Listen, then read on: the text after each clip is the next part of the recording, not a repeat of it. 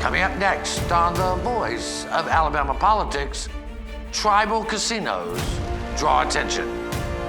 Also, the V team takes a look at cash in the U.S. Senate race. And the Alabama Democratic Party is in a leadership race.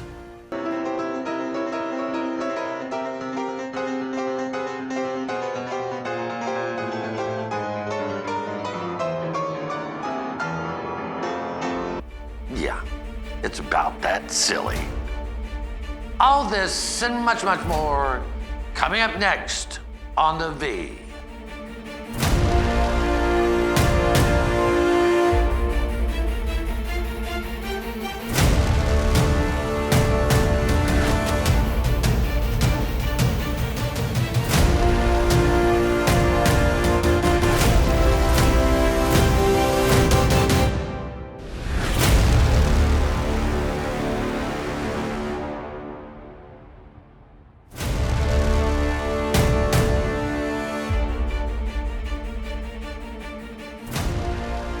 Welcome to The Voice of Alabama Politics, where we tackle the tough issues so you have the hard facts.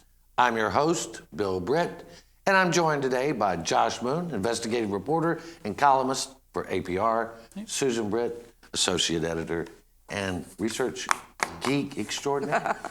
Research geek extraordinaire. Yeah. Nice. I do love that. I mean, legal and campaign finance. Listen, you put you and Susan together, Josh, and there is nothing that y'all can't find out. There are a lot of rabbit holes that get explored. We get way down those rabbit holes, man. I've spent hours doing stuff that, that will never pay off for anybody ever. Yeah, but it's a lot. It is a lot of fun, though. Yeah, It is a lot of fun. It is a lot of fun. And in politics, like in so much, knowledge is power. Yes. And it's really important here. No matter how squeaky clean anybody is, they're going to mess up somewhere. Yeah, well, that's Always that's do. true. Yeah, that's true.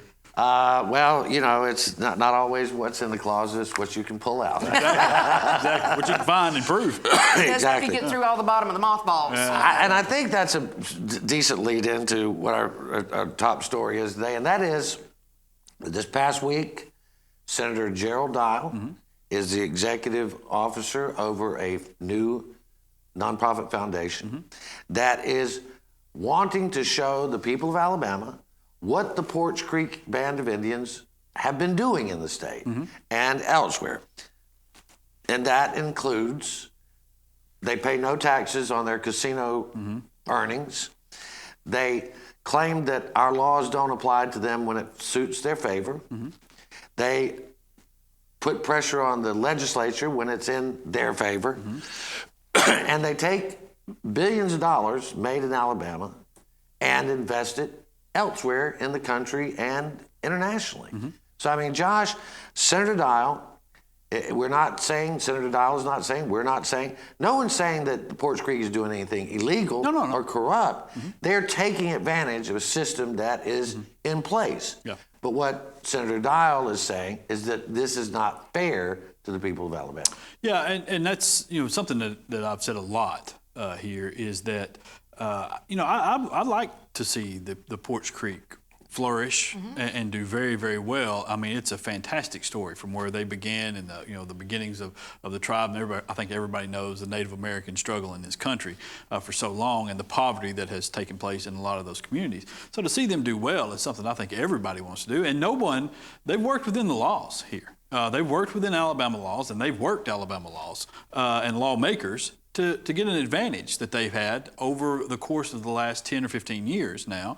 And I think there is a point in it where most reasonable people say, okay, we love that you're doing very well. What we don't love so much is that now you're taking away the ability of a lot of people in this state to also do well. That's right. And I think that's where we get to it is, and the fact that they don't pay any taxes on the gaming rights here, while they are certainly willing to pay those taxes internationally and in Pennsylvania and Nevada and some other places, I think that's kind of a slap in the face to a lot of people who have gone to their casinos, spent time in their hotels, and have really helped them along the way in playing the games there and giving them money. Yeah. And I think that they do owe, in most cases, we've decided that around 20% is pretty fair for casinos to pay back into the community. Well, that's what they're paying in Pennsylvania. Yeah. They bought a $1.2 billion casino, and they agreed to pay 20% to the state. Yeah.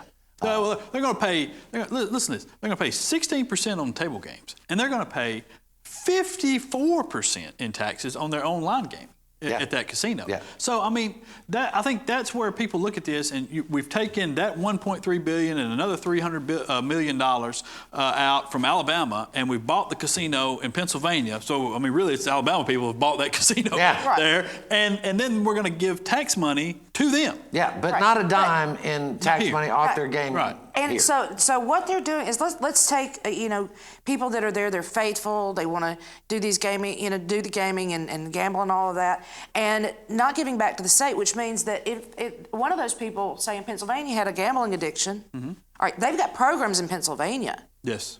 But the Porch Creek are going to take that dollar away from the person who may have the gambling addiction, send it to Pennsylvania instead of leaving it here in Alabama to treat the people that were patronizing them to begin with. And I think this is where what really gets me more than anything, and I've been saying it for years, that when you don't have a counterbalance to a powerful special interest, which they are, a powerful special interest, then they become not necessarily corrupt, but they use that power to influence laws. Yes.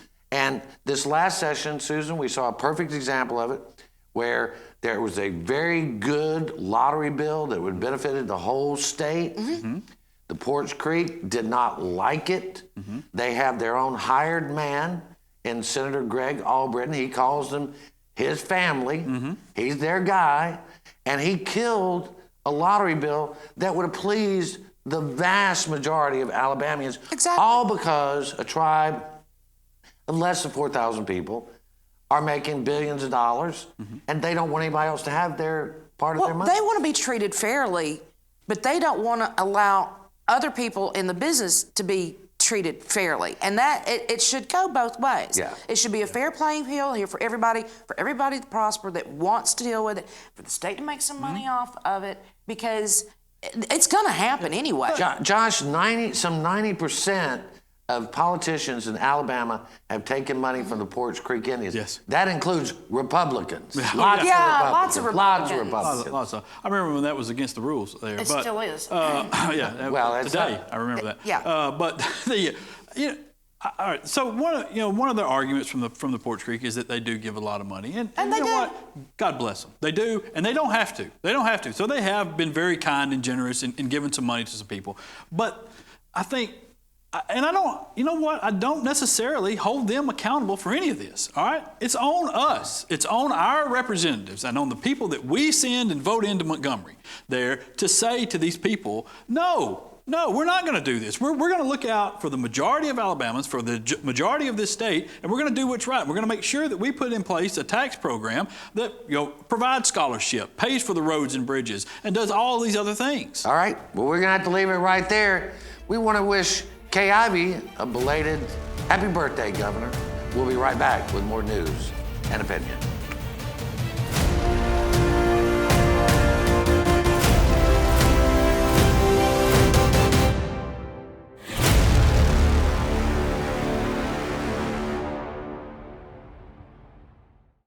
Hey, I'm Jamie Johnson. When we reach the age of 18, voting becomes our civic duty. But what if it was our job? We wouldn't be so quick to call in sick or go back home if the lines were too long, or just dismiss the idea altogether. Elections are also how we collectively write the song that tells our story, and voting is our solitary voice. So register to vote and go get your government-issued photo ID and add your voice to the song of Alabama. What a great opportunity for your success. Adding 500,000 highly skilled employees to our workforce by 2025 is how we stay ahead in Alabama. Our economy is stronger than it's been in years, and a skilled workforce is more important than ever. Things move fast, so choose your path. Your success is waiting, plus a great future for Alabama. Success Plus. Go for it.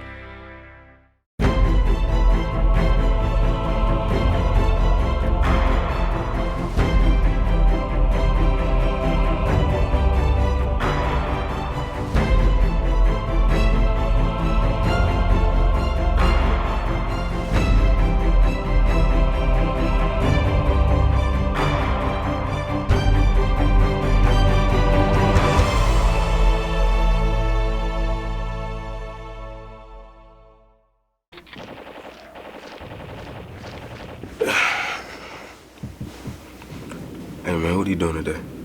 Playing the game. Thought I'd go out for a drive later, maybe. Text some friends while I'm doing it. Scroll through social media. Kill a family 4 and a head on Collision. Cool, man. Drive safe, Alabama. A message from your Alabama Department of Transportation.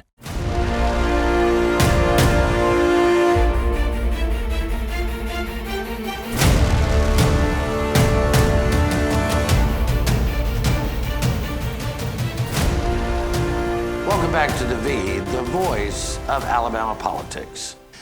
Well, it's that time of the year where we start Christmas? Yeah. It's only about, 68 days to Christmas? Something like that. I'm beginning to feel a little bit like Christmas. Yeah. I'm ready. Red tie and everything. Yeah. Jingle bells. Sure it is. Ho, ho, ho. That would be our senators, right? Right. Ho, repeat 3 times. Anyway, Senate campaign fundraising numbers have come in, Susan. By far, the biggest numbers have come to Doug Jones, the incumbent Democrat from Alabama. He has about 500 million on hand. $5 $5 million. $5 million. You got 500 million? We gotta buy some ads. Yeah, he does. Really? $5 million. Yeah. Well, we were just talking about the Porch Creek. Big numbers, big numbers. Confusing. But then you have the Republicans have done, well, not so hot. He raised $2 million this cycle, this quarter. So what's happening, Susan? Well, we're looking at right now, and this is for the third quarter. We got John Merrill raised $372,520, Byrne $408,383, Tuberville $373,000 even, Mooney $242,738, and Roy Moore $63,153. Not a big haul, really. No, not in the Now- grand scheme of things. Now, Bradley Byrne has, Josh, about $2 million on hand. Yeah, 2.5. Tuberville loaned himself $1 million, and Merrill put in a $250 loan to himself. On paper. Well, Yeah, they're all on paper. It's They're all on paper, It's baby. it's all on paper until you have to start paying. Yeah, it's what's kind of surprising to me is the amount of money that has gone to Byrne versus how he is doing polling wise. Right. Right. I think that a lot of people would like to see Byrne do better. A lot of old Republican guard would like to see Byrne do better, but as of now, he seems to be at least trailing Tuberville. In some polls, he's also trailing Roy Moore, which is not making the people in D.C. very happy. No. The Republicans, anyways. No. Is making the Democrats very, very happy because I think in both instances there, if they could get Tuberville or Moore up against Jones in the primary, I think that Democrats would be pretty pleased with that. And I think that's really, Susan and I talked to some people in D.C. and over the last couple of weeks, and there is a real fear out there that you could end up with a Moore Tuberville primary in Alabama, Right. which the D.C. folks don't want either one of them, which we talked about last week. That because one, Moore is too much of a firebrand, and Tuberville doesn't know that much about what's going on. And while they all say, "Oh, we love outsiders," no, they don't. No, they don't. No, they want somebody who knows what the heck they're doing. But I tell you what, we've also heard rumors, and they may or may not be true, that there's Democrats funding money into Tuberville. Oh, that would never happen. And now come on, because they know that could be a problem if you end up in a primary between Tuberville. I'll tell you this. I honestly, at this point in time too, I think that Byrne has done so much kind of trying to grab Trump's coattails or trying to get Trump's approval, that I'm not so sure that he wouldn't also be a favorite of the Democrats there. I think because as the longer this thing goes on with Trump and the impeachment process here, and the more stuff that just continues to drip and drip and drip, I think you're seeing some of his approvals, even in Alabama, starting to falter. Well, I think it is among suburban women. Yes. But the solid Republican base is with him. What I think is hurting Byrne more than anything is his inauthenticity. Yes. He is not, we've known Bradley Byrne for years. He is not a Trumpite. No, he he's is not. just almost, he is more of an establishment candidate. Yeah. I mean, we saw a poll that had Byrne, that had Tuberville at 22, Byrne at 20, and Merrill at 18, I think, and then Roy coming at 16. But then we saw a more recent poll that has Byrne at what? 15 or 16. 15 or 16, Yeah. and then Tuberville and Moore heading to ticket. Yeah. And that's the poll that causes the people in D.C. to be, Jeff. Yeah, because that's Jeff the rumors. Sessions. Yeah, that's the rumors there. Yeah. Is that Sessions is gonna jump in this race at some point. And I'm sorry. And Brandon talked to some people in the Sessions camp. They're not committing that he is, but they're not Right. committing that he's He's not. Yeah, at this point, I would be interested to see just kind of what the feeling of Sessions is after the beating he's taken from Well, Trump. and I know, and I, the thing that and you're right. Yeah. I mean, why would he want to do this? Yeah. The other side of it, though, is legacy. Yeah. Trump has damaged his legacy. Could he go back in and spend 6 more years in the Senate Yeah. to rebuild his legacy? And the interesting thing with Sessions, Without Trump in the, Yeah. Right. But but he's never sent. Sessions has never sent anything negative about Trump since he left that position either. Y'all know my feelings on Jeff Sessions. So I mean, whatever legacy he has is terrible to me. But I think when this is all said and done, whatever legacy he had before he became AG is going to be the legacy that he has, and nobody's going to take this nonsense from Trump seriously in 5 or 10 years. Yeah, and that may be true. I don't know. But I do know that right now, Republicans who have a Senate majority are terrified that this Alabama thing could go sideways like it did before.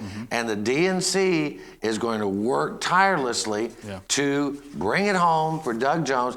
And the opposition research has barely begun. I know. And Yeah. it's going to get brutal like it did the last time. And there are going to be scandals and revelations. Yep. I mean, we just learned this week that Tommy Tuberville wasn't even registered to vote in Alabama, right? Until this year. This year. Yeah. So that's I mean, just, and we know more than we're talking about on is he- several of these. You know, candidates. so, I mean, And that's just You know, scratching the surface a little bit.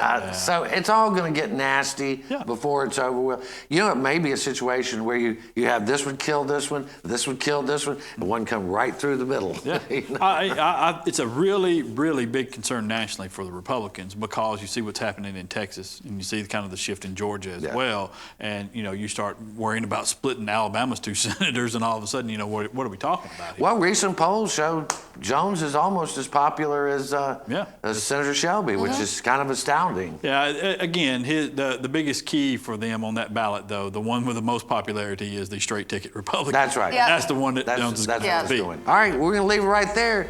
You're watching the voice of Alabama politics. We'll be right back with more news and opinion.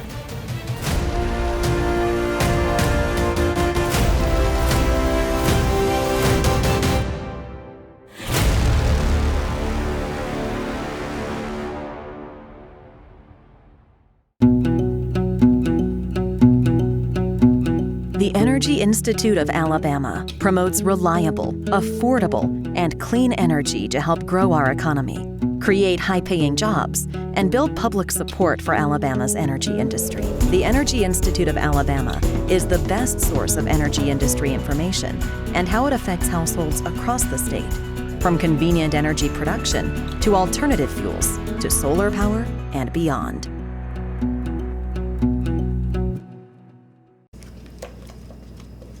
What are you doing today, babe? I thought I'd head down to the lake with the guys, do a little fishing. Of course, none of us will be wearing our seatbelts. I'll lose control of the truck, wrap it around a tree, and kill us all. Okay.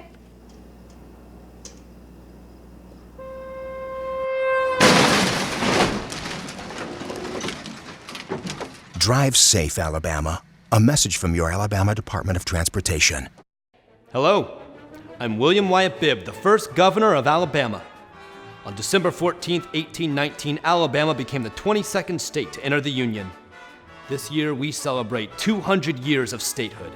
There is no better way to commemorate our 200th anniversary than by registering to vote and securing your government-issued photo ID. Together, let's make a difference for Alabama.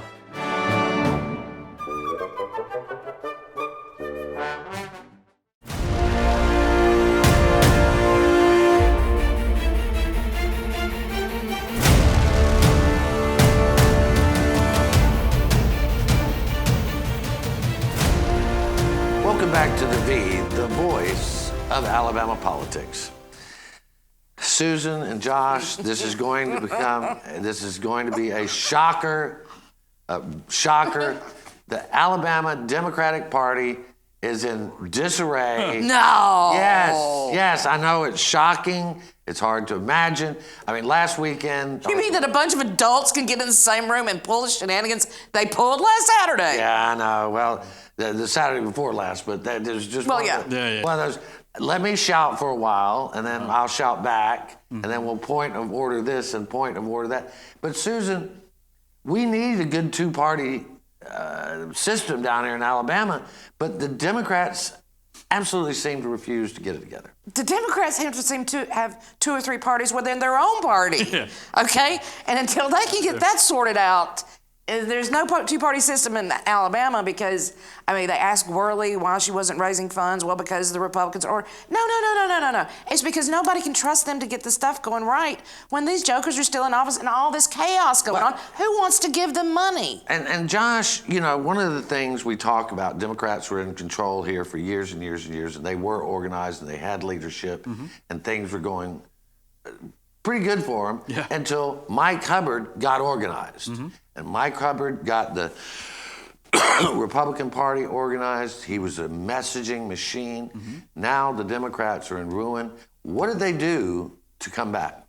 Well, first of all, you've got to get something done with the top of that party there. I mean, it's just all there is to it. And people can argue and fight all they want to, but the fact of the matter is that you see things that clearly work for successful parties in other states and in this state, and what's taking place at the top of the Democratic Party there is not any of those things. You know, they're not doing any messaging, they're not doing any op research, they're not helping the candidates, they're not doing just basic things that you have to do to be successful.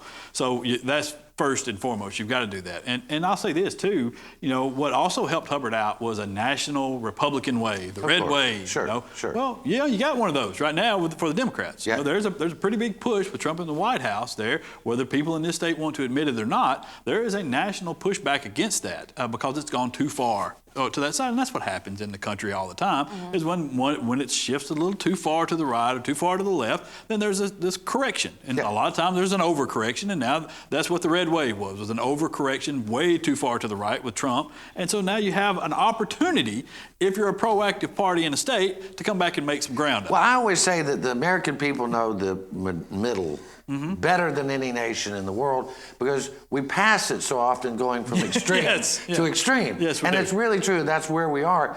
And so, okay, so Nancy Worley kind of, they override, she and Joe Reed override what was the DNC accepted as the proper bylaws. And so now we've got 2 sets of bylaws. We've got nobody happy. And what happens next, Josh? I mean, does the DNC step in and tell? Yeah, I think that's ultimately what's going to happen. And really, we all know this is going to end up in court somewhere. There's going to be a judge make some rulings. And, and I think where the local folks have it wrong is they believe that this order that set up the current format of the Alabama Democratic Conference, which is the Black Caucus of the Democratic Party here, the order that set that up put in place some things that protected that group, rightfully so. And that's in good order, and nobody is going to mess with that. But what the National Party is attempting to do is to make sure that minority does not mean just black. here in this state, and that we give a voice to a lot of minorities out there, LGBTQ, Asians, Hispanics, young people, that also have a voice in the Democratic Party now, and an equal voice to what they're also giving to the Black Caucus over here. And when you do that, now it's gonna water down a little bit of the power of the Black Caucus and the head of the Black Caucus, Joe Reed. Right. You know, which I think is a lot of what everybody wants, but it also fits with these rules in the national party. Well, you know who is just pleased as punch? Terry Latham and the Republican Party. But one of the things, Susan, that came out of last week's meeting at the DNC was one of the better memes of the year. My Do we God. have that, Jonathan? And it was so appropriate. Jonathan? So there you go. Yeah, there you go.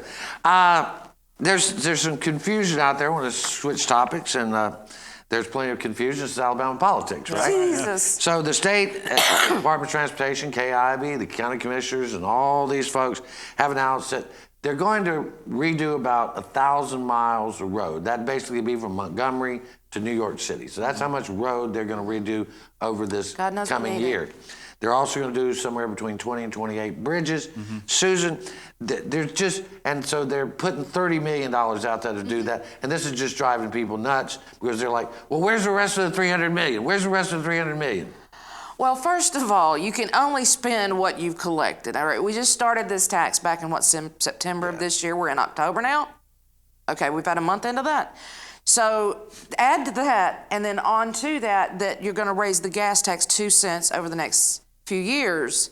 It's going to take a little while to roll into that large amount of the $300 million, because you can't just say, well, go ahead and spend it before you ever collect the tax. Right. So which is wise. They're projected now they'll have the $30 million, Josh.